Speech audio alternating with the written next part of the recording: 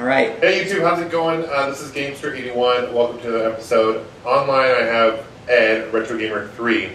I wanted to just talk to Ed. He's a really cool gamer here on YouTube. Ed, how you doing? Doing great. Glad to be on the show. I'm so stoked. I wanted to be on your show for like so long. And I know, feel it's humbled. been a while. I appreciate your patience with that. So, you are one of my favorite channels to watch, bro. I really enjoy your channel a lot. Oh, awesome. Tell our viewers who kind of inspired you to make your videos. I think I know the answer to this, but yeah, it's obviously James, right? But it wasn't necessarily that it was him coming out with video games and stuff like that. When he started talking about like that he was recording movies and, you know what I mean, like low budget movies and stuff way back in the day when he was a kid, that's what kind of touched on me the most, because I did that exact same thing, and I have a lot of my videos like still on VHS and stuff like that, and I'm just like waiting to like put them on YouTube so everyone can like see me when I was like 12 years old and stuff like that. And they're really funny. They're like, me and my cousins were doing like low budget kung fu theater, ninja theater movies and stuff like that, and it looks pretty funny. So that's basically what he inspired me the most, was when he talked about that, right? And then of course him talking about old school Nintendo games, and it was just like, it was a major like nostalgia just blow up for me. I was like, oh, this is really cool. And that's basic. I just decided to do it one day. I was like, well, because I was watching on YouTube other guys, you know, trying to mimic him, but you know, there were like a million other people who were just like, they were kind of like stale. I didn't really want to watch them for very long. I was like, oh, they're just kind of doing it, and they only come up with a couple videos and then they stop, right? Where I'm just like, they're not really entertaining. Where I wanted it to be more entertaining, right? Not just a drab show about video games or something, right? Yeah, and I would say, you know, watching your videos for a while now, I'd say you're definitely influenced, but you're unique and original as well. Okay, well, yeah, I'm trying. I try to be original, but it's hard when you have, like, especially in our field, because look at how many game reviewers there are out there and everything, right? Yeah.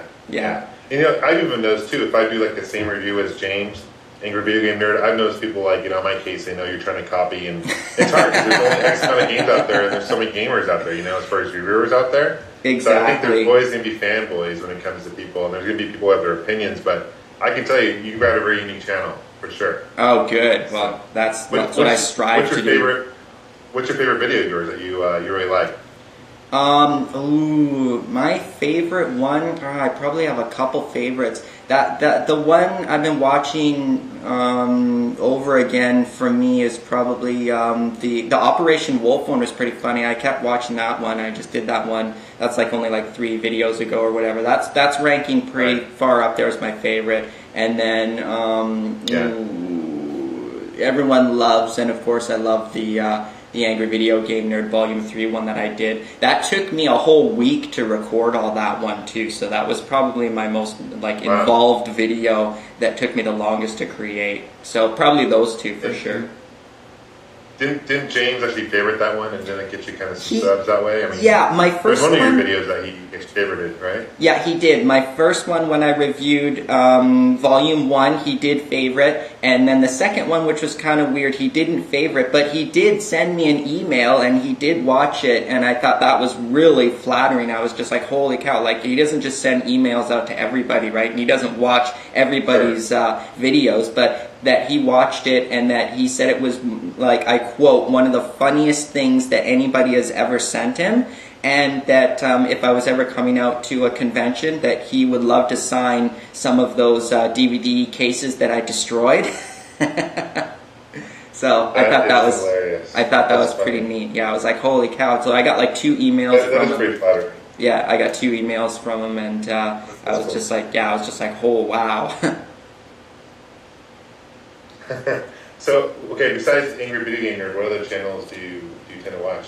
Well, of course, John Happy Console Gamer, Jumble Junkie, because, you know, he's always, I really like how he takes the arcades apart and kind of shows you how they work and stuff, because I didn't know nothing about arcades. I never owned an arcade, and I've never seen like the inner workings of an arcade before, and he really breaks it down and stuff, and you know, I don't know if you've done it yet, or you're probably going to do it with your arcade channel, but I'm really interested in that though. Who who else. Right. Yeah, I'm starting to learn to take apart arcades. I'm not quite there yet, but I'm learning. Yeah. There's a lot to learn, but I find it really, really interesting. Like messing with the boards and the buttons and all that kind of stuff. I really like that. Yeah, it's pretty crazy. It's good though. It's cool. Cool. But mostly, so how long you been? Go ahead. No, I was just going to say the other channels that I watch, you know, mostly entertainment, but not really entertainment. I mean, when somebody has a good collection like you and stuff, and all of a sudden you bring out this system that I had completely forgotten about, and then it just jogs my memory, and I'm just like, oh my god, I remember that. You know, those are the channels that I like to watch. Eh? Yeah, definitely agree. I mean, there's a lot of great gaming channels out there. That's for sure. Oh yeah. So very cool. So what do you have planned for future videos? Pretty much the same stuff. I sort of go from, I'm not just pure retro. Sometimes I go a little bit closer to new school, but not super duper current. Like I have plans to do I haven't done a racing game, I don't think ever, or even talked about one, so you know, there are some really cool racing games that are my favorites out there, so I'll be doing that for upcoming episodes. I'm a real RPG fan, so I've done a lot of RPG videos, and I still have a couple more to do. And you know, I go off and on, like sometimes games that I like, you know, will be a good video, this is stuff that I like, and then all of a sudden there'll be a game that I really just despised, I couldn't stand it, so it goes back and forth with me. I'm sort of just like a jack of all trades of all videos. Like sometimes there'll be an angry one, and then sometimes there'll be a happy one, and who knows, right? So it's not all just negative. No. Just totally switch it up, and I try to put my real emotions as much as I can into it. I'm not just like saying, oh, this game totally sucks just because everyone else said it sucked. No, I played it, and if I hated it, I hated it. You know. Sure. Yeah. Sure. And if I loved it, I loved it. You have those series where you have like the games that have kind of fallen apart, have kind of failed. You know, I mean, it started off really good and then kind of fallen. Oh, you know, yeah. It's funny, yeah, you had mentioned that because it's true. I've seen a game series go from so good and then just it keeps getting worse and worse and worse and worse, and now it's just like, oh my god, I'm like, what have they done? I'm like, the series is just, I don't know, it's all about money, and it's not really about the passion of making a really good video game anymore. They're just like, oh, okay, we're just playing off of our series, our name, you know? Oh, everyone's going to buy it because it just says Final Fantasy on it. It doesn't even have to be good. Right. I kind of feel like the same thing with Rock Band. I mean, they're like just way milking that. You know? Like, my god, tell me about it. Yes. Yeah. I know. That's interesting. But wasn't one of the series, like Mortal Kombat was one that you talked about, right? Being as one of the series is kind of because after all these years, they're still going to censor video games, and it's Mortal Kombat. I mean, come on. I was disappointed, where you probably were too, that the Super Nintendo one was like clearly censored. That all of a sudden the new one, Marvel, what was it? DC versus Mortal Kombat. Yeah. They censored the fatalities in that, and I couldn't believe it. I looked it up on the internet. I was like, oh my god. It's sort of like a perfect example would be when the Joker's fatality, when he puts the gun to the guy's head, he's supposed to blow the guy's brains up, and instead they move the screen over so you can't see anything, and you just hear the gun go off, and then he's dancing, ha ha ha ha, and I'm just like, oh my god. Just ridiculous. Yeah, I mean, I was like, I was pretty disappointed. Is there any series that you'd like to see, whether retro or modern, that you'd like to see come back? Do you think would be good? Oh god, just tons come to my mind right away. I love the way they brought back Mega Man in 8-bit. I thought I would never live to see the day to see video games come full circle and go back to 8-bit. So there's tons of games I would love to see 16-bit and 8-bit make a comeback. Like another Super Metroid would be awesome. Like make it ridiculously long. 2D, full 2D. Full 2D. And make it ridiculously long. So Metroid would be one of them, because all the Metroids are like 3D first-person shooters now. So I'm not really interested in that. And I love the way they brought back the new Super Mario Brothers. And I find that funny that the new Super Mario Brothers, even though it's 2D, side-scrolling, sold millions of more copies than like any other 3D Mario if you look it up. And I find that totally funny. Sure. So yeah, Sure. it's like 2D is definitely not dead. 2D is making a comeback, I see. So I would like to see way more. I think it is. I actually absolutely agree with you. You look at Donkey Kong Country is coming back. Oh, big time. Yeah, big time. I mean, there's a whole bunch of retro games that are making a comeback, and I think a part of that is because there's people are on our age group that are still playing games that have nostalgia to it. You know? So I agree with you absolutely. I think they should make more 2D games. You know, new Kirby would be sweet. Yeah, definitely new Kirby. Oh, definitely. I know they had a Contra 4 for the DS, but a new Contra for like the Wii would be cool. Yeah, that wasn't bad. That wasn't bad. I'd like to see an old school 16-bit like Final Fantasy make a comeback.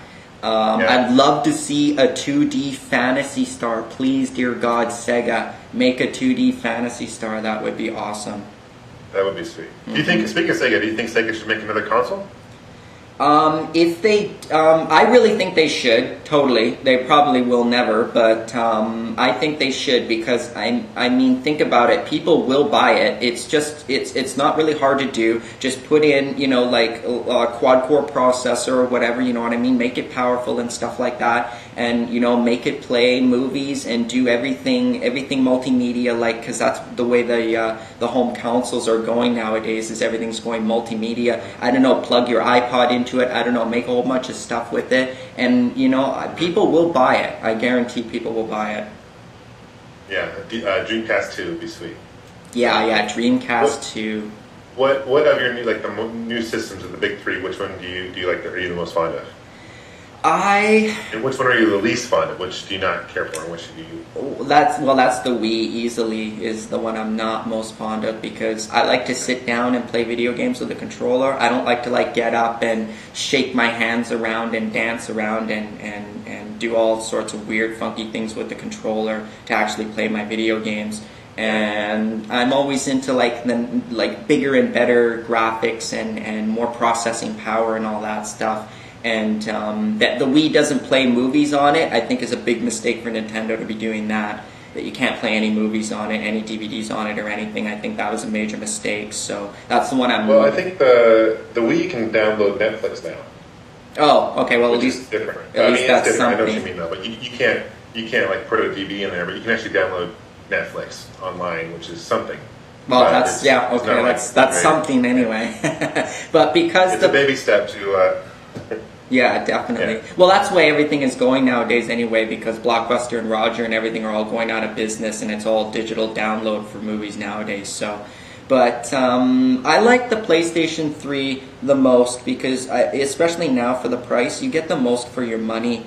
Not just that it's a Blu-ray player, but it's like it's so powerful. That system is so strong, and that it has built-in Wi-Fi automatically. You don't have to pay for it. You don't have to pay for the online service for it.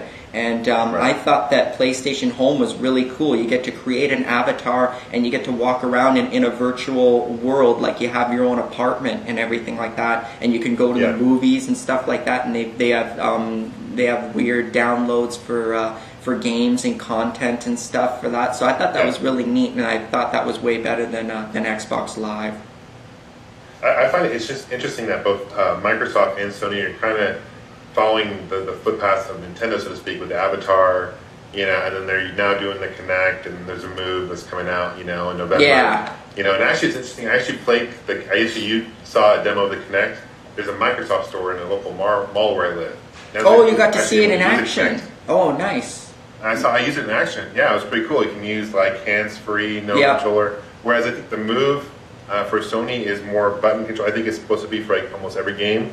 So it's a little bit different audience, I think. So I think Sony's really sticking with the hardcore gamer, whereas Nintendo and I think Microsoft to a point is really starting to reach out to those casual gamers.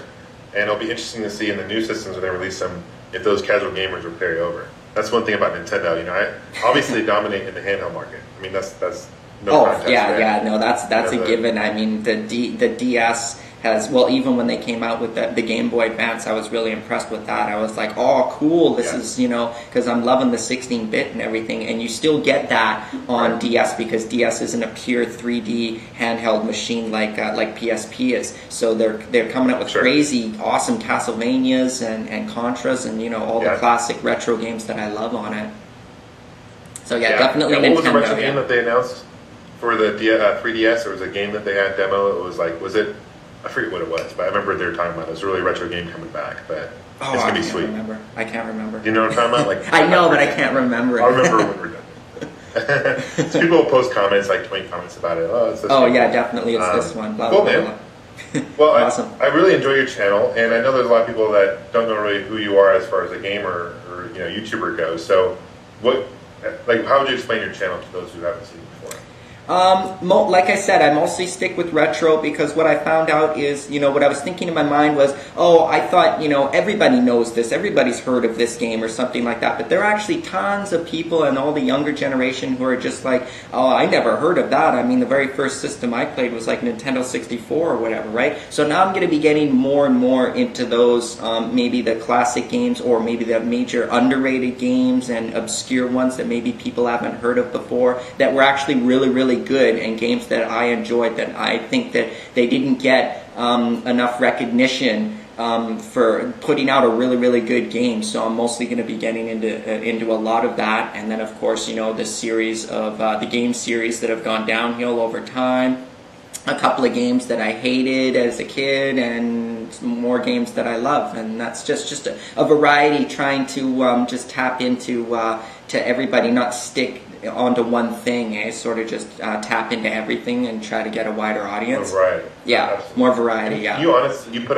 You put more time in your videos than I think a lot of other people do. I know you and John both. Happy Company Gamer. It's got to entertain me. Editing. Yeah.